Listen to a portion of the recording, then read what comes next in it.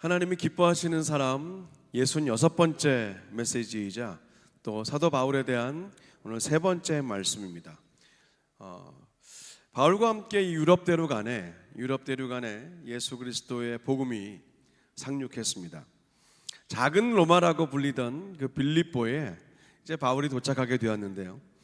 이제 향후 2000년 동안 이 유럽 복음화의 시작이 될 그 빌립보에서 바울은 자주장사였던 루디아를 만납니다. 루디아의 온 가족은 복음을 받아들였고 예수를 믿습니다. 그렇게 유럽 최초의 교회인 빌립보 교회가 시작이 되었고 루디아의 가족들은 개척 멤버가 되었습니다. 근데 바울은 이 빌립보 땅에서 전한 그 복음과 예수 그리스도 이름으로 행했던 많은 기적과 이사들 때문에 모함을 받고 결국 감옥에 갇히죠. 우리가 성경 안에서 이런 부분을 우리가 보게 되면 그냥 뭐 그랬나 보다, 아니면 잘 나가다가 넘어졌나 보다, 아니면 뭔가 숨겨둔 죄나 교만이 있었나 보다 하면서 그냥 그렇게 넘어가지 말아야 합니다. 보통 우리가 깨어있는 삶을 산다, 그리스도인들이 깨어있다라는 말을 할 때는요, 그 말은 우리의 모든 삶을 주관하시고 또 주장하시는 하나님의 섭리와 뜻을 끊임없이 우리의 삶 속에서 순간순간 읽어내고 발견하면서 사는 것, 그것을 깨어있다라고 말을 하지 않습니까? 우리의 일상 안에서 하나님의 뜻과 그 섭리를 발견하면서 사는 것입니다. 하나님 안에 우연은 결코 없다는 그런 마음으로 말이죠. 그 빌립보에서 놀라운 기적과 역사를 누가 제일 싫어했겠습니까? 표면적으로야 뭐 유대인들이나 이방신을 믿는 사람들이 싫어하고 불편하실지 모릅니다. 그런데 한 걸음 더 들어가면 당연히 사탄 마귀의 세력들이 제일 불편하고 당황했을 겁니다. 천하보다 귀한 한 영혼과 한 가정이 예수께 속하게 되는 일은 그들에겐 무엇과도 바꿀 수 없는 가장 치명적인 사건이기 때문입니다. 지금까지도 그렇죠. 이 사단 마귀의 세력들이 제일 싫어하는 건요, 교회 잘 안 나가는 게 아닙니다. 신앙생활 제대로 하지 않는 거 싫어하지 않습니다. 하나님이 기뻐하지 않는 일들을 뻔뻔하게 아무렇지도 않게 하는 게 사단 마귀의 세력들이 제일 싫어하는 일이겠습니까? 절대 그렇지 않죠. 그들이 제일 미워하고 싫어하고 힘들어하는 것은 한 영혼이, 한 가정이, 한 공동체가 주님께 완전히 돌아서는 것입니다. 돌아오는 일입니다.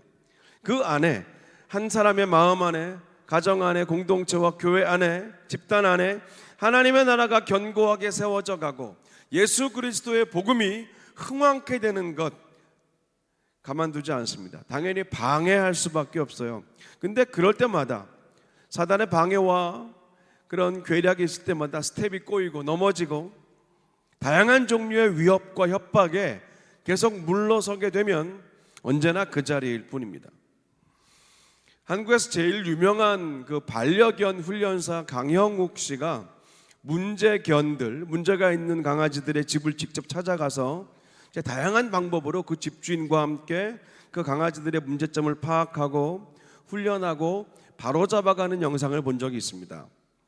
보통 문제가 있는 강아지들을 보게 되면요, 가만히 보면 강아지가 주인을 통제하고 강아지가 주인을 가스라이팅합니다.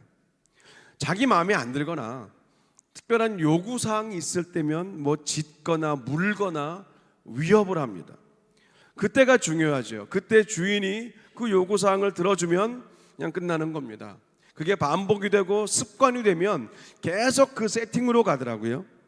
자기가 원하는 대로 주인을 다루면서 삽니다. 그게 거의 대부분 문제견이 있는 가정들의 모습이더라고요. 저는 그 영상들을 보는 내내 영적 전쟁의 원리가 선명하게 연결이 됐습니다. 사단은 위협하는 자입니다. 거짓말하는 자예요. 속이는 자입니다. 겁을 주고 협박하는 자입니다.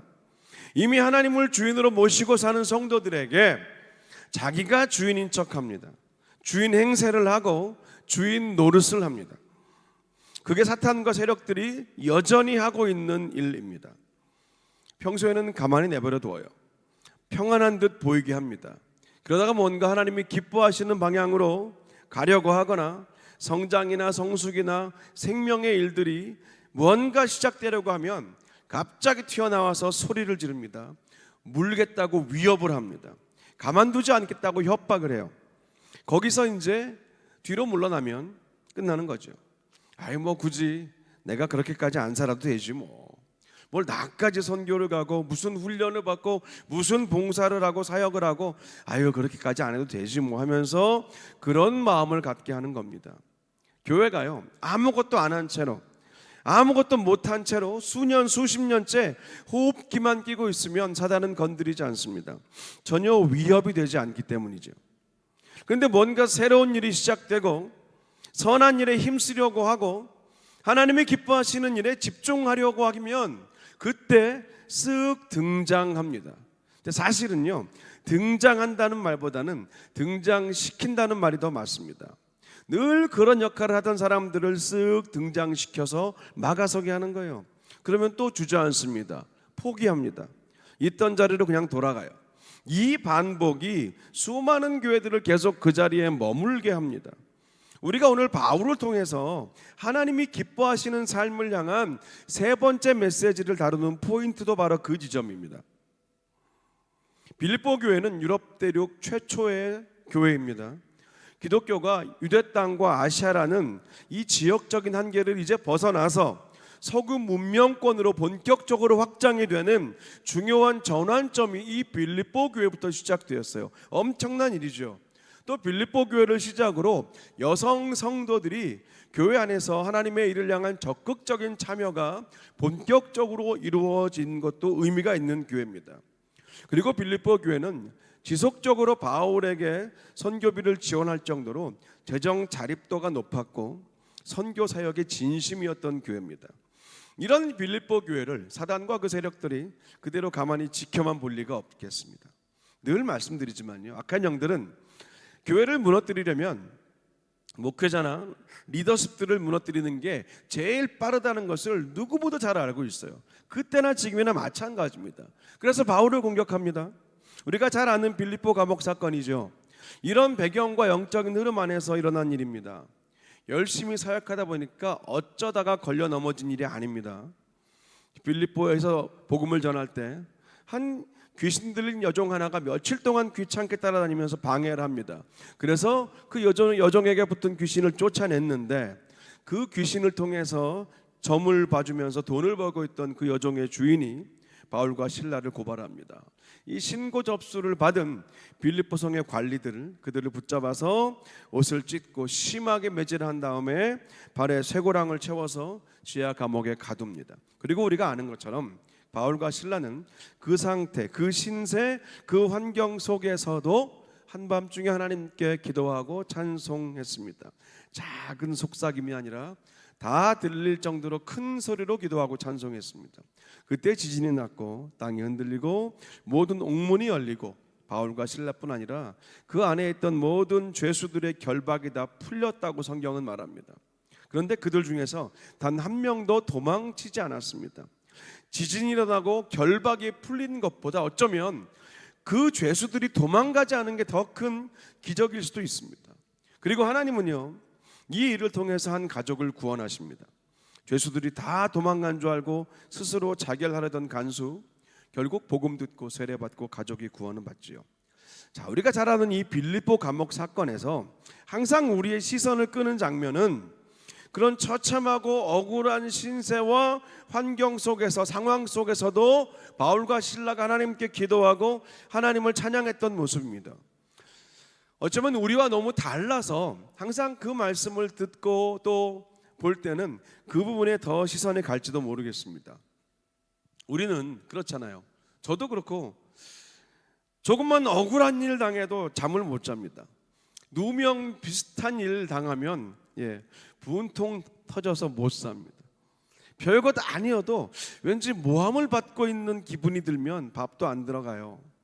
하나님을 위해서 그리고 교회를 위해서 내가 뭔가를 하다가 내 자존심에 상처가 나거나 내 주머니에서 단 10불이라도 뭔가 손해가 나거나 내 아까운 시간이 허비되었다는 느낌이 들면 우리는 가만히 있지 않아요. 하나님이 이러실 수는 없습니다. 아니 교회가 나한테 이럴 수 없다고 억울해하여 단 한 뼘이라도 내가 더 이해하려고 하지 않아요. 그러다가 여기까지다 싶으면 뒤도 안 돌아보고 떠납니다. 근데 다른 공동체를 만나도 비슷한 일을 당해요. 처음엔 좋다가 시간 지나면 비슷한 일 당하고 또 힘들어합니다. 그러다 결국 교회를 아예 등져버립니다. 교회와 성도들의 문제이기 이전에 하나님 안에서 나의 억울함과 나의 자존심과 나의 태도를 제대로 해결하지 못한 그런 나의 문제일 수 있다는 겁니다. 그래서 오늘도 우리는요, 나를 향한 이 말씀 앞에 서야 하는 겁니다. 우리가 악기를 조율할 때 그 기준 되는 게 A 음정 440Hz잖아요. 그것처럼 우리의 모든 인생, 우리의 삶의 조율은 나로부터 시작되어야 합니다. 내가 말씀 앞에서 항상 조율되고 있지 않으면 내가 어떤 자리, 어떤 만남, 어떤 교회, 어떤 공동체에 끼든지 내가 조율되어 있지 않으면 나 때문에 불협화음이 나게 돼 있습니다. 반복되는 거죠. 우리가 그런 차원에서 볼 때 사도 바울의 A 음정 440Hz는 오늘 우리가 앞서 읽은 빌립보서 4장 11절부터 13절 말씀이었습니다. 내가 궁핍함으로 말하는 것이 아니니라 어떠한 형편에든지 나는 자족하기를 배웠노니 나는 비천에 처할 줄도 알고 풍부에 처할 줄도 알아 모든 일 곧 배부름과 배고픔과 풍부와 궁핍에도 처할 줄 아는 일체의 비결을 배웠노라. 내게 능력 주시는 자 안에서 내가 모든 것을 할 수 있느니라. 자, 이 말씀에서는 자족함이 키입니다. 스스로 만족하는 것, 스스로 감사하는 것, 어떤 형편에 있든지 스스로 충분히 만족하는 바울의 자족함이 환경을 넘어서 믿음으로 살게 하는 거죠. 바울은 어떻게 하면 부자가 되는지를 잘 알고 있던 사람이에요. 그리고 반대로 어떻게 하면 가난해지는지도 잘 알고 있었어요. 하지만 그런 삶을 쫓아가거나 추구하지 않았습니다. 다만 바울은 복음을 쫓아 살고 복음을 추구하면서 살았을 뿐입니다. 그러다 보니까 때로는 가난하고 때로는 풍족했던 거죠. 그러다 보니까 때로는 배가 고팠지만 때로는 또 여유가 있었던 겁니다. 중요한 것은 무엇을 추구하면서 살았느냐는 겁니다. 바울은 예수 그리스도를 추구하며 살았습니다. 나에게 능력 주시고 나를 살게 하시는 분은 오직 예수님 뿐이라는 것을 끊임없이 반복적으로 고백하며 조율하며 살았습니다. 그 예수님께 자신의 삶의 기준을 두고 늘 예수 그리스도께 튜닝하며 살았어요. 예수님께 집중하다 보니까 오늘 그 빌립보 지하 감옥 같은 그런 말도 안 되는 환경, 그 내적인 억울함들이 그냥 보이지 않았을 뿐입니다. 빌립보 감옥이라는 상황, 지금 자신들이 당한 억울함보다 예수님께 더 집중하다 보니까 주변 것들이 흐려졌을 뿐이에요. 예수님께 더 집중하면 할수록 나머지 것들은 더 흐려지게 되어 있습니다. 환경은 사라지지 않았어요. 바울이라고 그 안에서 아프지 않았던 거 아니고 불편하지 않았던 거 아닙니다. 다만 환경은 바울에게 집중받지 못했을 뿐입니다. 왜냐하면 바울은 예수 그리스도께만 집중하느라 바빴거든요. 빌립보 감옥은 바울에게 집중을 받지 못했습니다. 그래서 오늘 그 사건이 일어난 거예요. 그 역사가 일어난 겁니다. 바로 이 지점이 오늘 우리에게 주시는 하나님의 말씀이라고 저는 믿어요. 바울은요, 예수님만이 나에게 능력 되신다는 그 믿음으로 어떤 형편에 있든지 스스로 만족하는 법을 배웠다라고 오늘 말했습니다. 배웠다라는 말, 배웠다는 것은 저절로 되지 않는다는 말 아니겠습니까? 배웠다는 말은 저절로 그렇게 사라지지 않는다는 말입니다. 환경을 넘은 믿음으로 살았던 바울, 오늘 설교의 제목처럼 환경을 넘어선 믿음으로 살았던 그 바울의 삶은 저절로 된 것이 아니라는 겁니다. 배웠습니다. 오늘 그래서 우리가 이 말씀 앞에 서야 하는 거예요. 빌립보 감옥의 이야기를 몰라서 지금 또 듣고 있는 게 아니라 언제 어디서 어느새 또 우리가 빌립보 감옥 안으로 들어가 있을지 모르기 때문에 다시 또 이 말씀 앞에 서는 겁니다. 이것이 바울이 말하는 배움이에요.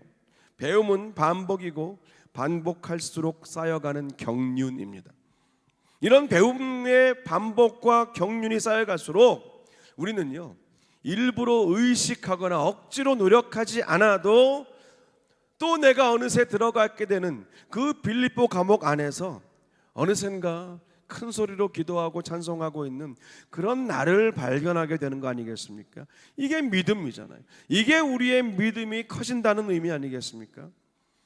예전에 말씀드렸죠. 시편 59편 설교하면서 그 다윗이 사울이 보낸 자객들에게 둘러싸여 있던 그 한밤중에 내일 아침이면 그 자객들이 자신의 목숨을 걷어갈 수 있는 그런 절체절명의 위기인 그 한밤중에 다윗의 시선은 하나님께 집중하고 있었다는 거예요. 오늘 바울이 빌립보 감옥 안에서 환경에 집중하지 않고 자기가 처한 이 위협과 위기와 불안한 요소들에 집중하지 않고 예수 그리스도께 집중했을 때 그것들이 여전히 있으나 흐려졌던 것처럼 시편 59편에서 고백한 다윗도 마찬가지였다는 거죠.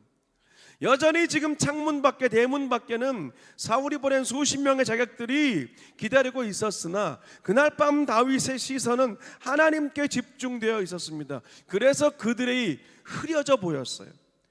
존재했으나 그들은 다윗에게 위협이 되지 않았습니다. 그래서 다윗은 한밤중에 부르는 아침의 노래, 그 믿음의 찬송을 시편 59편에서 고백했던 거죠.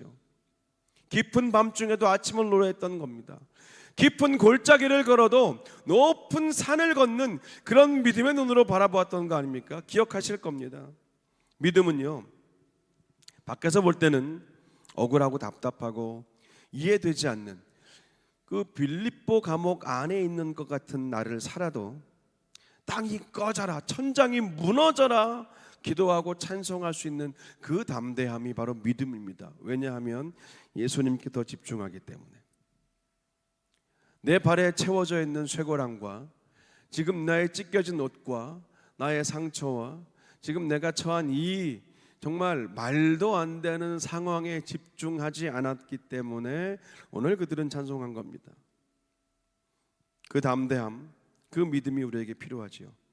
그래서 간절히 바라기는 낮고 천한 이 땅에 스스로 내려오셔서 우리의 모든 고난과 아픔과 상처를 이미 그리고 미리 다 경험하셨던 그 예수님의 십자가 사랑과 하나님의 복음의 능력이 오늘 이 자리에 계신 저와 여러분의 삶 속에 역사하시기를 간절히 축원합니다.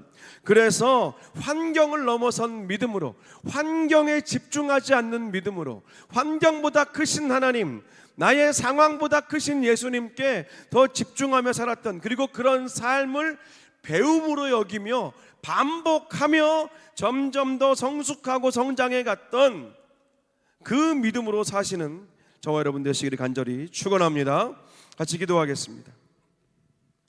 아버지 하나님, 오늘 주신 또 이 말씀을 붙들고 우리가 찬양과 기도의 자리로 나아갑니다. 이 자리에 계신 주의 백성들 하나님 한 분 한 분 그 상황과 사정을 주님이 아십니다.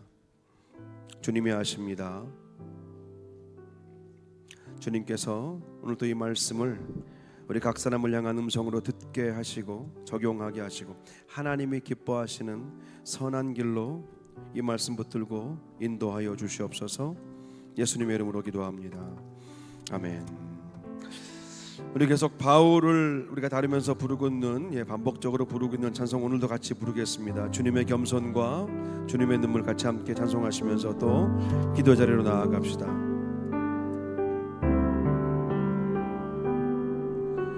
주님의 겸손과 주님의 눈물, 어려운 시험도 참고 견디며 어디에 있든지 무얼 하든지 끝까지 주님을 놓지 않으리. 나의 가는 길에 환난과 핍박이 와도 두려움 없이 주님만 증거하리라. 나의 달려갈 길과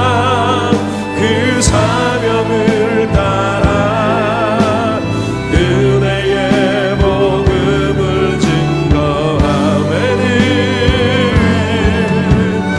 나의 자랑도 다 내려놓으며 기쁨으로 나를 드리니 나의 달려갈 길과 그 사명을 따라 은혜의 복음을 증거하매는 나의 생명도 다 내어드리며 믿음으로 주를 따르니. 다시 한번 고백합시다. 주님의 눈물과 주님 겸손과 주님의 눈물 어려운 시험도 참고 견디며 어디에 있든지 무얼 하든지 끝까지 주님을 놓지 않으니 나의 가는 길에 환난과 비방이 와도 두려움 없이 주님만 증거하리라. 나의 달려갈 길과 그 사명